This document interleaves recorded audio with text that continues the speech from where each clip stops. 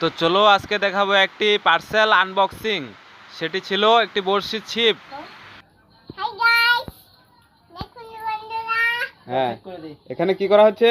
এখানে কি করা হচ্ছে? এখানে একটা পার্সেল আনবক্সিং করা হচ্ছে।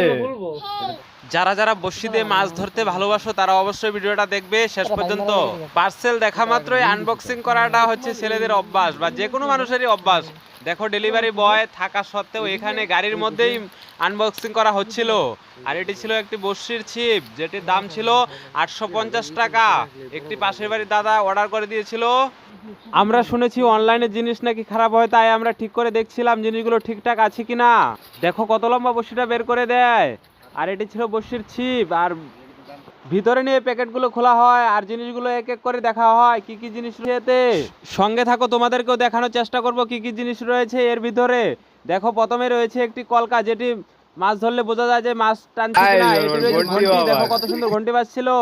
আর এখানে সাইডে অনেক কিছু জিনিসপত্র রয়েছিল, এর মধ্যে বড়শি, তারপরে মাছ ধরার টুপও রয়েছিল এখানেও। দেখো কত সুন্দরগুলো টোপগুলো রয়েছে। এটি ব্যাঙের আকৃতি দেখতে, বড় মাছ ধরে। আর এখানে রয়েছিল কিছু ছোট ছোট চিংড়ি মাছের আকৃতি, এগুলো মাছ ধরার টোপ। আর এই টোপগুলো নরম রাবারের তৈরি ছিল। একটা প্যাকেটের ভিতরে এতগুলো জিনিস থাকবে আমি ভাবতে পারিনি। এতগুলো জিনিস রয়েছে। দেখো, একটা মাছের আকৃতি কত সুন্দর, মাছ ধরার মাছ রয়েছে। এটিও টোপ হিসাবে ব্যবহৃত করা হয়। এখানে বড়শি লকার ব্যবস্থাও রয়েছে। দেখো, একটি লক সিস্টেম রয়েছে, সীসা, বড়শি, টুপ, আরো অনেক কিছু। সঙ্গে দেখো একটি নেটও রয়েছে যেখানে মাছ রাখার জন্য। আর সর্বশেষে রয়েছে এটি হচ্ছে হুইল, যাকে আমরা চক্রা নামেও চিনি। এটি কিন্তু সুন্দরভাবে করা হচ্ছে। দেখো, এখন করতে করতে বড়শিটা রেডি। চলো এখন মাছ মারার পালা। কে কে মাছ মারতে ভালোবাসো অবশ্যই চলে